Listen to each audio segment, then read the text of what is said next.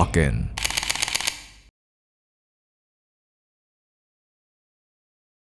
But what does locking in actually mean? Is it when you tune out all the noise and just focus on a goal? Is it when you fully immerse yourself into something that it becomes an obsession? And if so, when you lock in, what gets locked out? Well, I think I found the purest portrayal of locking in.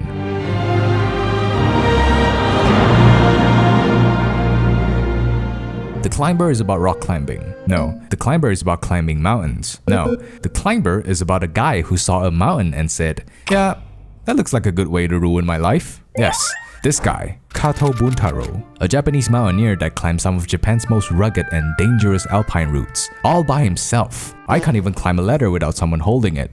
Kato would solo climb the Japanese Alps in harsh winter conditions without the help of anyone. He wasn't interested in fame or fortune, he just wanted to climb mountains alone. To him, climbing was not a sport or conquest, it's a form of self-discipline and solitude. And yet, those same mountains have probably killed hundreds. Avalanches, altitude sickness, hypothermia. The mountains do not fuck around. One misstep and your life could very well be over. And yet, people find joy in that. They willingly climb knowing their lives might end there. Why would you willingly suffer just to go up a rock? That was my biggest struggle with the concept. I could never understand why people would willingly do this. It's like cave diving. My friend brought me bouldering once and I had the most mind-blowing idea. Hear me out now. What if life could be a dream? Mori Buntaro is a loner, quiet, and edgy.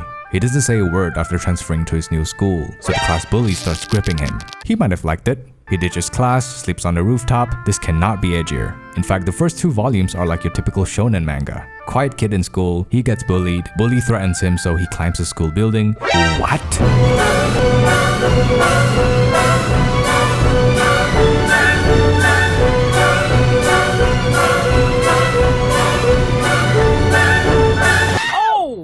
The tropes are generic, but the premise feels fresh. I've never seen a manga or an anime about climbing, and being the freak athlete that I am, it appealed to me. It started out as a writer-illustrator duo, and many say the writer left after volume 3, but actually, it was after volume 2. The writer dipped after 2 volumes, then this guy took over and he dipped after volume 4, which leaves the illustrator all by himself, and this is the point where many would call it quits.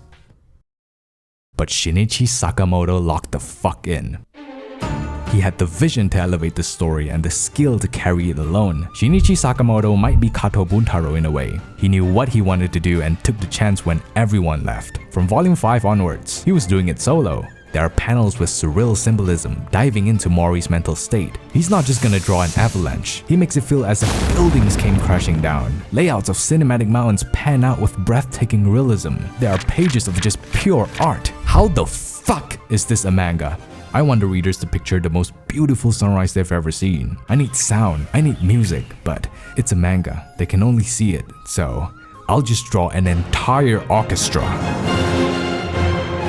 It's a one-man show, but he turns that into his biggest advantage. He has the creative freedom to do whatever he wants to make this a masterpiece. This is what happens when a master perfects his craft. This is what it means to be locked in.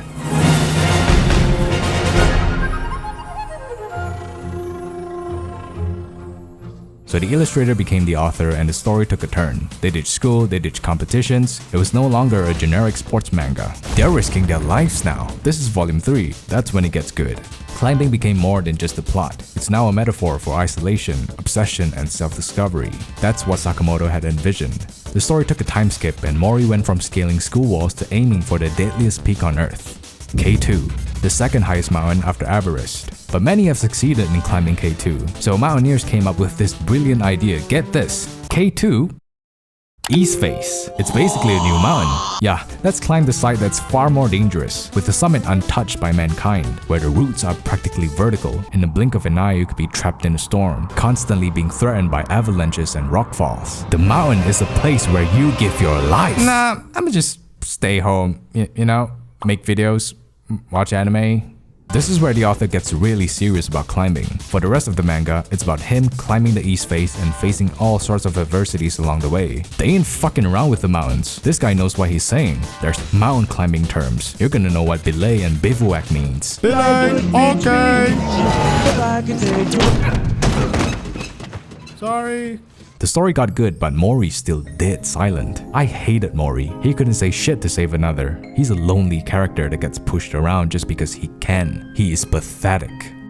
And that's exactly why he climbs mountains. You see, the climber doesn't ask you to relate to Mori. In fact, he's the kind of person most of us can't relate to. You can't understand him. Even after the manga, you probably never would. Cold and distant, never responding to anyone, never raising his own opinions. And this is where his silence really gets on your nerves. But maybe I'm being insensitive. Maybe he needs to arrange his thoughts on paper. Maybe there were moments that made him cooped up to himself, thus creating this big gap between him and society. Sympathy slowly turns into empathy, and you start searching for ways to understand him. Then suddenly, he talked! Oh my god, he talked! Yes! And again! And this is where you start rooting for him and his journey, both on the mountains and within himself. You want to see him happy. You want him to be happy. But these fucking bitches, bro! Fuck! Shinichi Sakamoto taking over was probably the greatest thing that's ever happened to the climber. He's locked in on the story's direction once he goes solo, but he doesn't scratch everything that's happened before. Nobody's just background. Every character leaves a mark on Mori. He's like your best friend that you gotta look after cause he can't look after himself. He was used for money and sex by his old classmate in one night, so the next day he strapped 100 kilos on his back and went up the mountains. It's his job, by the way, he just carries stuff. Then he joins this expedition to K2 funded by this guy. Then there's this guy, and this guy, and this guy, and this old guy. Fuck this old guy. I pray for his downfall. This was unfamiliar territory for Mori. He's a solo climber. He doesn't need buddies. But he does need a lot of money to climb mountains. And he just got pimped out the other day, so he's stuck with this bunch of maniacs. And then there's the extremist. This guy's an absolute psychopath. When you're at 6,000 meters above sea level, the oxygen in the air is reduced by half. You can't just decide to do that. It takes intense training and preparation. So this guy wore a mask that cuts oxygen in half. That's 6,000 meters on ground level. Cover one valve, and he's at 7,000 meters. 2 valves, 8,000. 3 valves. Bullets may fly around, but I'll lay down. These are all guys that climb the same mountain but each for different reasons. And then there's this girl at work and I think she likes Mori. She's a fucking bitch. I pray for her downfall too. Out comes an angel. Please don't be a bitch. Fuck, she is. Whose kid is this? Mori, tell me that's not. Please don't hurt my boy. I am begging. Aw, he's married. Wait, no!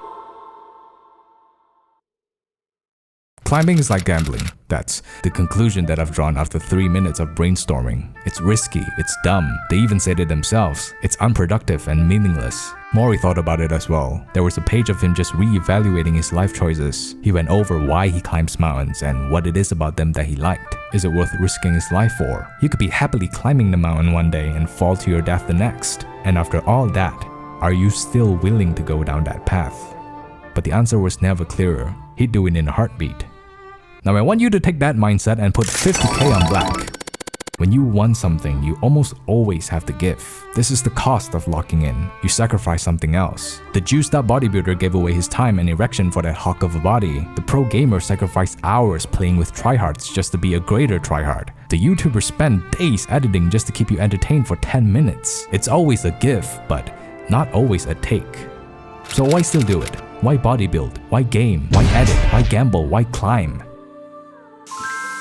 It's because I love what I do. Climbing isn't just like gambling. It's also like working out, or gaming, or whatever it is that you find joy in doing, that you willingly forsake every question and doubt. As long as you move one step at a time, you'll definitely reach where you're going.